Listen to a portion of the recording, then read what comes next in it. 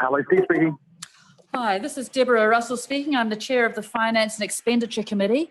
Thank you for making yourself available by phone, Mr. Outtrim. We have 15 minutes with you. If you'd like to, we've read your submission. If you could speak to it and then maybe leave a little bit of time for questions, that would be great. Okay, great. Thanks very much. Look, in general, I support the bill, and I think it's good to support venture capital in New Zealand, but it's not really a case of money is the only thing that we need. And I think that a lot could be done by focusing some of the funds on areas that aren't going to be addressed by the corporate sector, and also focusing some of the funds on education. Education is free and can benefit every company, with a need for venture capital, whereas the structure of the bill is really allocating it to a few winners.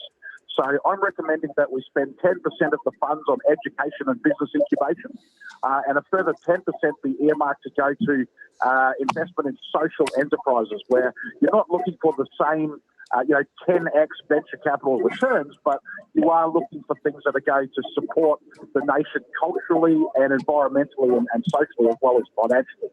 So, I've been doing this from both sides. I've been an entrepreneur raising venture capital, and I've also been an investor making early stage angel and Series A investments. I've made 10 recommendations in my submission.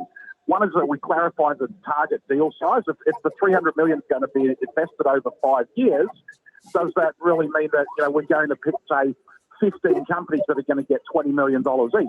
And is that really going to make a difference to the nation? Would those top 15 companies get funded anyway, with or without this bill?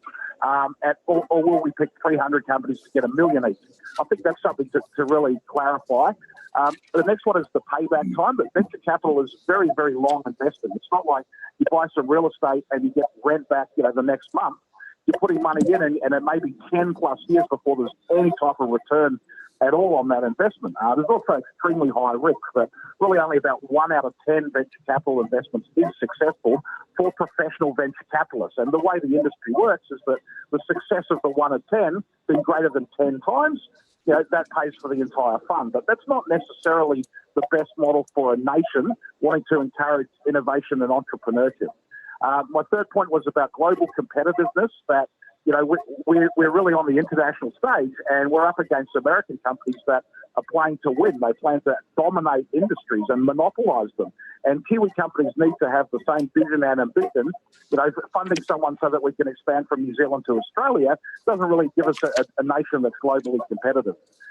We should consider the Maori and Pacifica people, and the issues of the Pacific Islands and the issues of New Zealand are intertwined in a symbiotic relationship. So if we could stimulate venture capital through the region, it's going to help us back at home as well. And the iwi are turning into substantial financial enterprises on their own right, and venture capital both within the iwi and with the assistance of the iwi to go beyond New Zealand, I think creates a lot of opportunity for our cultural global brand. Incubation, I think, is extremely important. That we have a great culture of innovation, but we don't really have the entrepreneurship culture that Silicon Valley has. And a great program there has been Y Combinator, where there's 15 to 20 businesses, a year going through in a class, a focused program to create successful businesses at the end. And many successful businesses have been through a program like that. We have various incubator and accelerator programs going on, but nothing really like that. And then the next point is about growth hacking, that really every New Zealand company in the $2 to $15 million range that wants to expand internationally has to employ a salesperson, send that person overseas, go to some conferences, learn the ropes of doing business in other countries. Everybody's starting from scratch, and it takes a lot of capital to fund that overseas sales force for a Kiwi company. So maybe having marketing agencies in different regions that would promote New Zealand startups and facilitate them getting partnership and licensing deals could really accelerate the whole industry, and it would be a fraction of the spend of the $300 million.